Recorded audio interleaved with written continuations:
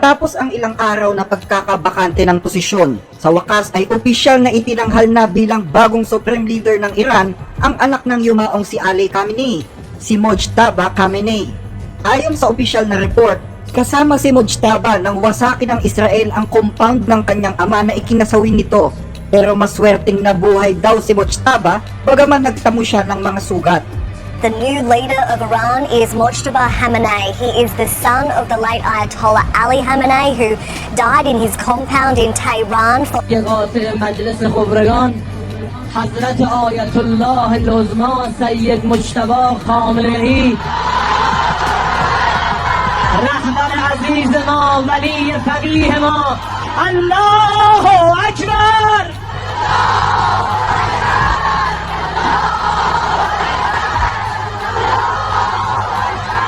الله اکبر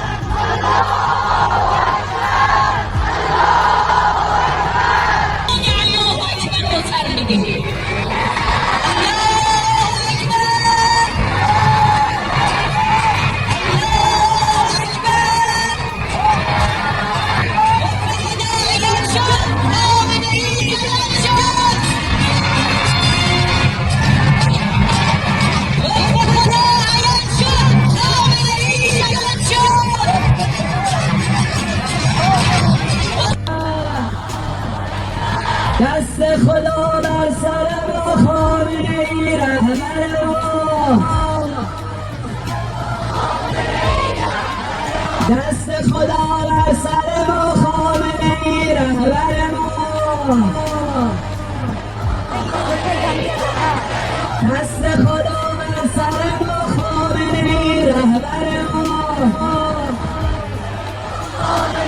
ابوالفضل علمدار خامنه‌ای نگهدار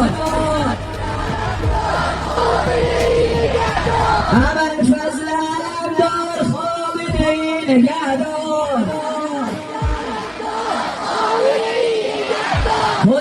Pero kung nagdidiwang ang hukbong sandatahan ng Iran at ang buong rehimen, 10 ng mga taga-suporta sa buong bansa, hindi naman ito nagustuhan ng Israel at ng Estados Unidos. Alam ng lahat na si Mojtaba ay susunod lang din kasi sa mga bakas na iniwan ng kanyang ama at posibleng mas malala pa dito. Kung matatandaan, sinabi ni Pangulong Donald Trump noong isang linggo na si Mojtaba Khamenei ay itinuturing na most possible worst outcome o pinakamasamang pwedeng mangyari sa operasyong ito. Sa palagay ko, ang pinakamasamang senaryo dyan ay kung gagawin natin ito, tapos may papalit dyan na kasing sama din ng nauna. Pwedeng mangyari yon, di ba? Ayaw nating mangyari yon. Yun siguro yung pinakamasama. Gagawin mo to, tapos pagtapos ng 5 taon, maiisip mo na ang inilagay mo pala hindi rin mabuti. Ang gusto sana naming makita dyan ay yung isa na ibabalik ito sa mga tao. Naniniwala naman ang mga eksperto na walang dapat ipagsaya kung ikaw si Mojtaba. Dahil ang kapangyarihan sa Iran ay para umanong sumpa. Mamamatay ka kapag hinawakan mo ito. At bilang bagong supremo ng Iran, si Mojtaba na ngayon ang haharap sa galit ni Pangulong Trump. Sa isang interview ng ABC News kay Pangulong Donald Trump matapos ang pagkakaluklok kay Mojtaba, sinabi ng presidente na hindi daw magtatagal ang bagong leader na ito. Kailangan niyang kumuha ng approval sa amin. Kapag hindi siya nakakuha ng approval mula sa amin, hindi siya magtatagal. Gusto naming makasiguro na hindi na natin kailangan bumalik sa ganito tuwing 10 taon, lalo na kapag wala ng pangulong katulad ko. Sinagot naman ito ng punong diplomat ng Iran at sinabing hindi sila sumasang-ayon na pakialaman ng sinuman ang proseso nila ng pagpili sa kung sino ang dapat mamuno sa kanilang bansa. Hindi namin pinahihintulutan ang sinuman na makialam sa aming mga panloob na usapin. Nasa mga mamamayang Iranians ang pagpapasya kung sino ang kanilang magiging pinuno. Pero kung nagbabanta si Pangulong Trump laban sa buhay ng bagong Supreme Leader, isang banta din ang iniwan ng pinagkakatiwalaang kanang kamay ni Khamenei laban kay Trump. Hindi daw niya palalampasin ang ginawa ng Pangulo na pagpaslang sa kanilang dating Supreme Leader. Natikman ni Ginoong Trump ang nangyari sa Venezuela at nagustuhan niya yun. Kaya inisip niya na mabilis niyang magagawa ang katulad nun sa Iran. Pero ngayon naiipit siya. Hindi namin siya tatantanan. Kailangan niyang pagbayaran ang ginawa niya. Pinatay niya, ginawa niyang martir ang aming pinuno. Hindi namin siya titigilan. Ginawa niyang martir ang mahigit 1,000 sa aming mga kababayan. Hindi ito isang simpleng issue lang. Maliban sa Pangulo ng Amerika, meron ding ilang mga grupo sa Iran ang imbis na magdiwang at matuwa, iba ang isinisigaw.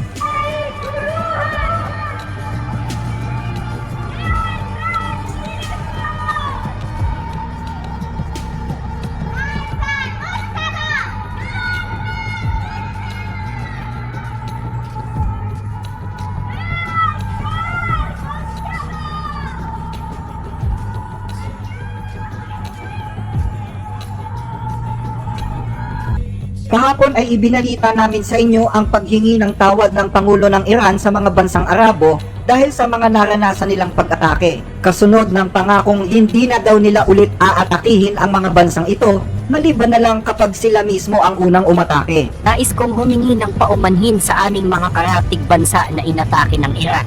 Ako na mismo. Dahil kami rin ang nagdudusa sa ganitong sitwasyon. Wala kaming balak na lusubin ang mga karatig bansa. Tulad ng sinabi ko na ng maraming beses, sila ay aming mga kapatid. Dapat tayong magtulungan sa rehiyon para maitatag ang kapayapaan at katahimikan. Ipinababatid sa buong sandataang lakas na mula ngayon ay huwag na nilang aatakihin ang mga kapitbahay na bansa o magpapaputok ng mga missiles, maliban na lamang kung sila ang umatake sa amin. Pero ngayon, muli na namang bumaha ng mga reports ng pagpapasabog ng Iran sa ilang mga bansa sa Golfo.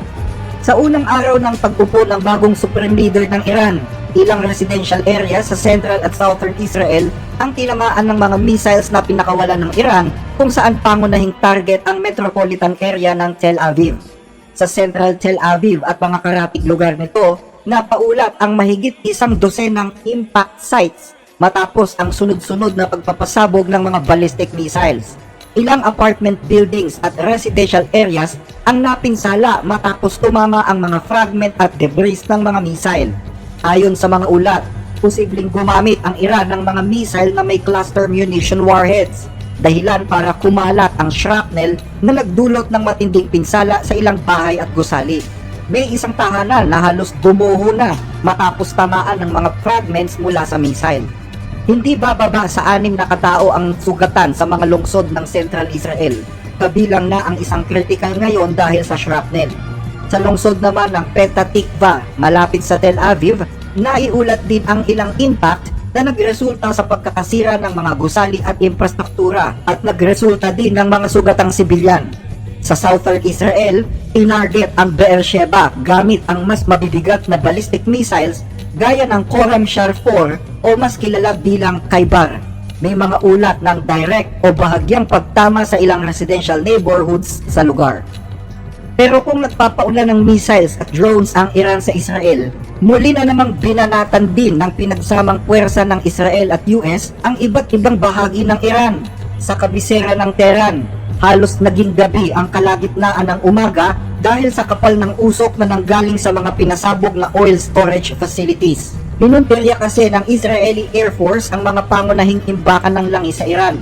Wasak ang Sharan Fuel Depot, ang Shire Ray Oil Refinery at ang Novonyad Fuel Depot, gayon din ang iba pang mga petroleum transfer terminals sa Tehran.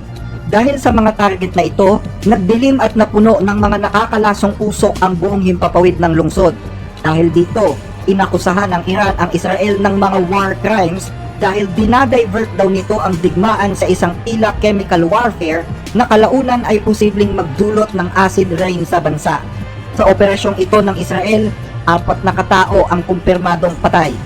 Dahil sa seryosong epekto ng pagbomba sa mga oil depot, mabilis namang dumistansya ang Estados Unidos sa ginawa ng Israel. Ayon sa Energy Secretary ng US, Wala kaming plano na targetin ang industriya ng langis ng Iran, ang kanilang industriya ng natural gas o anumang bahagi ng kanilang energy sector. Ang Israel ang gumawa nun. At mga local fuel depot lang naman yun, mga imbaka ng gasolina para sa mga sasakyan sa Tehran. Ang Estados Unidos ay hindi tumatarget ng anumang energy infrastructure. Ang gusto lang naming mangyari ay mawakasan ang isang digmaang tumagal na ng 47 taon. Batay sa report ng Agence France Presse, nabalot ng makapal na ulap ng usok ang Tehran matapos ang magdamagang sunog sa mga oil storage site. Sinabi ng ilang mga residente na nakaramdam sila ng matapang na amoy ng nasusunog na kemikal at marami ang nagsabing tila umitim ang kalangitan at umulan kahit sumisikat na ang araw. Nagbabala rin ang Iranian Red Crescent Society na ang mga pagsabog sa mga oil depot ay naglalabas ng napakaraming nakalalasong hydrocarbon compounds, sulfur oxides at nitrogen oxides sa hangin. Ayon sa grupo, posibleng magdulot ang mga ito ng matinding paso sa balat at pagkasira ng baga, lalo na kung magkakaroon pa ng acid rain na may halong sulfuric at nitric acids. Dahil dito, pinayuhan ng mga environmental officials ng Iran ang mga residente na manatili muna sa loob ng bahay para maiwasan ang posibleng problema sa paghinga at sa iba pang panganib sa kalusugan. Sa UAE, tinatayang umaabot sa 16 na ballistic missiles at 117 drones ang tumama ngayong araw, March 8 sa estado ng United Arab Emirates. Ang UAE ang itinuturing na the most targeted Gulf state ng Iran maliban sa Israel. Ayon yan sa bilang na rin ng mga missiles at projectiles na pinapasabog sa kanila ng Iran. Ngayong araw, kasama sa mga muling inatake ng Iran ang Dubai International Airport.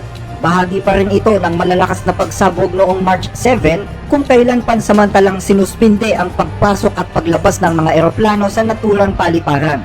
Sa pool naman ng debris mula sa isang na-intercept na drone ang isang gusali sa marina area, ang 23 Marina Tower, isa sa pinakamataas na residential skyscraper sa Dubai Marina. Nagdulot ito ng minor damage sa gusali, may mga nabasag na bintana, damage sa exteriors at may ulat ng usok at apoy na lumabas mula sa upper floors batay sa ilang videos. Wala namang napaulat na injuries o casualty. At dahil ang UAE nga ang pinakatila pinag-iinitan ng Iran, may mga report na lumalabas na hindi na ito nakatiis at binanatan na nito ang kalaban. Ayon sa report ng mga pahayagan sa Israel, isang offensive strike di umano ang pinakawala ng UAE laban sa Iran, kung saan tinarget nito ang isang Iranian water facility. Ayon sa Israel, napakalaking development daw nito dahil mula sa pagiging defensive, unti-unti nang lumilipat sa opensiba ang mga Gulf state. Pero nagalit ang UAE sa balitang ito at tahasang sinabi na isa itong fake news. Ayaw daw nilang mag-escalate ang gulo, kaya paanong makikisali sila sa opensiba? Kung gagawin daw nila ito, sila mismo ang lakas loob na mag-a-announce. Sa Saudi Arabia, isang Iranian drone strike ang tumarget sa radar system na nasa Al-Kharaj area, malapit sa Prince Sultan Air Base. Pero sa halip na tumama sa target, sumalpok daw ang drone sa isang residential building na ikinamatay naman ng 2 tao at pagkakasugat ng 12 iba pa. Nakilala ang mga nasawi na isang Indian at isang Bangladeshi nationals. Isang Amerikanong service member naman ang nasawi din sa Saudi dahil sa mga sugat na tinamo nito. Ang hindi pa pinapangalan ng Amerikano ay isa sa mga nasugatan sa insidente ng pag-atake noong March 1. Siya ang itinuturing ngayon na ika-7 Amerikanong nasawi sa giyera sa Middle East. Pinayuhan na ng pamahalaan ng US ang lahat ng mga staff ng kanilang embahada sa Riyadh, kasama ng kanilang mga pamilya, na lisanin muna ang bansa for security purposes. Sa Bahrain, sa pool sa isang drone attack ang isang desalination facility sa Muharraq area sa hilagang Bahrain. Ang desalination ay isang pasilidad kung saan nililinis ang tubig dagat para maging normal na tubig inumin. Ayon sa Iran, ang pag-atake sa desalination plant ng Bahrain ay ganti daw nila sa pag-atake ng US sa desalination plant ng Iran na nasa Qeshm Island sa Hormuz Province. Pero nilinaw ng Bahrain Electricity and Water Authority na wala naman daw naging malaking epekto ang pag-ataking yon at normal pa rin daw ang water network capacity ng bansa. 3 tao naman ang nasugatan mula sa mga shrapnel na tumama malapit sa isang university building sa Muharraq. Nagdulot ito ng material damage sa gusali. Sa gitna ng patuloy na pag-atake ng Iran sa Bahrain, naglabas ng babala ang ministro ng Interior ng bansa sa lahat ng mga mamamayan. Ayon sa Interior Ministry ng Bahrain, sino mang makikipagtulungan sa mga kalaban sa pamamagitan ng pagkuha ng litrato ng mahahalagang lugar at mga pasilidad at saka ipapublish ang mga larawan sa social media ay maaaring maharap sa seryosong parusang legal. Anya, Ang ganitong mga aksyon ay posibleng makatulong sa Iran na malaman ang mga strategic targets. Dagdag pa niya, sino mang magbabahagi ng ganitong materyales online ay itinuturing na kasabwat sa agresyon at paparusahan ayon sa batas. Sa bansang Qatar, may mga ulat naman ng ballistic missiles at drones para puntiryahin ang Al Udeid Air Base. Pero karamihan ng mga ito ay matagumpay naman na na-intercept ng Qatar Air Defense at wala ring napaulat na major direct hit o significant damage sa base. Sa Kuwait, sa pool ng drone ng Iraq ang mga tangke ng imbakan ng langis sa Kuwait International Airport. Nagdulot ito ng napakalakas na sunog at makapal na usok na kita sa buong Kuwait City. Bagaman walang naging malaking epekto sa operasyon ng paliparan, nagdulot pa rin ito ng significant material damage sa storage facility. Bukod naman sa paliparan, sa pool din ang gusali ng Public Institution for Social Security. Isang malaking sunog ang naglalagablab sa high-rise building na nagresulta sa 2 patay na pawang mga nakaduting personnel ng Interior Ministry. Patuloy din ang pagpapadala ng Iran ng mga projectiles sa Ali Al-Salem Air Base sa Kuwait at mayroon ding mga ulat ng mga nahuhulog na debris mula sa mga na-intercept na projectiles. Sa Iraq, isang rocket attack ang pinakawalan sa US Embassy sa Baghdad sa Green Zone Compound. Pero matagumpay din itong na-intercept. Walang confirmed major casualty o direct hit sa embassy building mismo. Pero nagtaas ito ng tensyon dahil malapit lang ito sa mga Iraqi government sites. May report naman ng ballistic missile or drone strike na tumama sa isang office o facility malapit sa Erbil sa Kurdish region. Ikinamatay ito ng isang miyembro ng Kurdistan Region Internal Security at ikinasugat ng ilang iba pa. Sa bansang Jordan naman, isang new generation missile umano ang pinalipad ng IRGC ng Iran para targetin ang Muwafaq Salti Air Base sa Jordan. Bilang bahagi daw ito ng 28th wave ng Operation True Promise 4 ng Iran. Ayon sa report, ang nasabing missile ay isang Khorramshahr 4 na may mga taglay na nuclear bombs at isa sa pinakamodernong missile ng Iran. Bagaman wala pang opisyal na ulat na inilabas ang Jordan, sinabi ng IRGC na may mga infrastrukturang tinamaan dito. Isang ballistic missile din ang iniulat na na-intercept ng Jordanian Air Defense sa airspace ng Aqaba. Ang interception ay naganap sa umaga o hapon ng March 8 kasabay ng pagtunog ng air raid sirens sa lungsod. Dahil sa interception, nagkalat ang mga debris na nagdulot ng mga localized damage sa ilang lugar gaya ng mga residential area. Wala namang naitalang casualty. Sa Lebanon, binomba ng Israel ang gusali ng Ramada Plaza Hotel sa Beirut.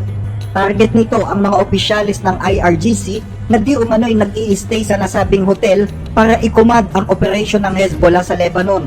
Kung matatandaan, nagdesisyon ang IRGC na direktang pamunuan ang kanilang mga proxy sa Lebanon sa pamamagitan mismo ng pagpapadala ng kanilang mga commanders. Batay sa report, 4 hanggang 5 Iranian commanders ang naitumba ng Israel sa operasyong ito. Bukod sa mga nasawing opisyales, mayroon ding napaulat na 10 sugatan kabilang ang ilang sibilyan at staff ng hotel.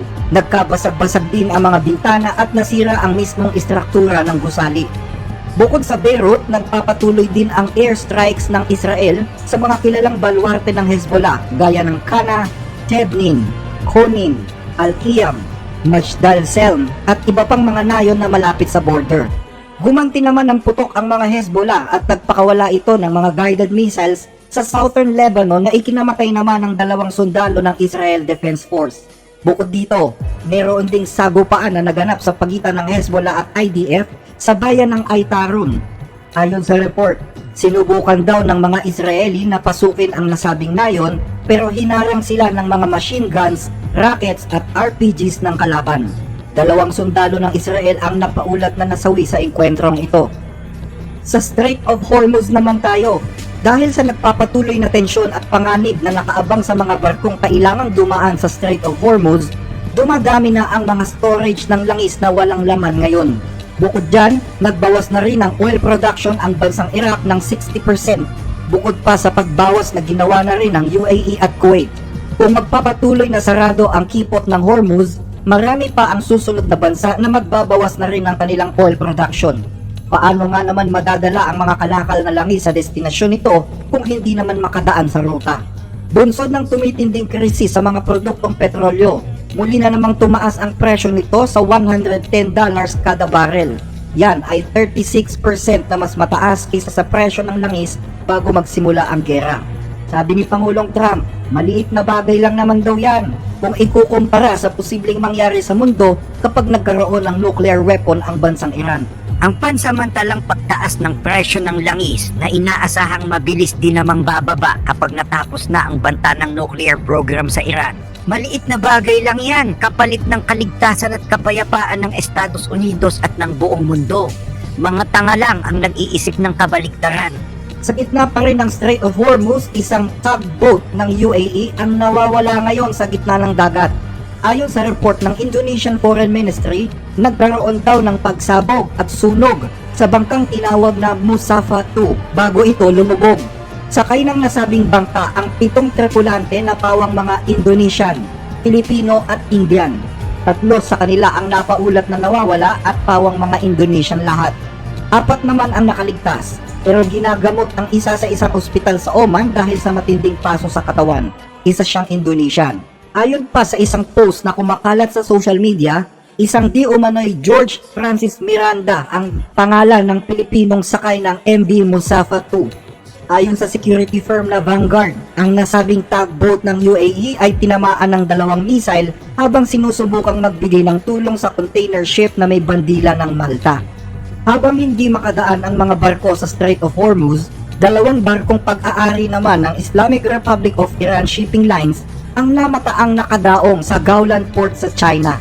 Nagkakarga ng mga materyales na pinaniniwala ang ginagamit sa paggawa ng mga missiles ng Iran, ang sodium perchlorate. Bukod sa sodium perchlorate, matagal na rin inaakusahan ng mga bansa sa Europa ang bansang China na tumutulong sa pagtatransfer ng mga dual-use materials na ginagamit din sa pagpaparami ng mga missiles at iba pang sandata ng Iran. Ayon sa mga eksperto, kung talagang gusto ng China na huwag nang lumala ang tensyon sa gitnang silangan, dapat sana ay pinigilan nito ang mga barkong Iranian sa pag-aangkat ng mga materyales na magbibigay daan upang ituloy ng Iran ang gera. Dito umano nakikita na bagaman walang tulong militar ang Beijing sa Iran, nagiging kabahagi ito ng gera sa pamamagitan ng pagtulong sa kanila na makabuo ng mas marami pang mga pampasabog. Thank you. Baka pwede po paki-like and paki-share mga idol. Maraming salamat sa inyong panonood. God is us all. Thank you.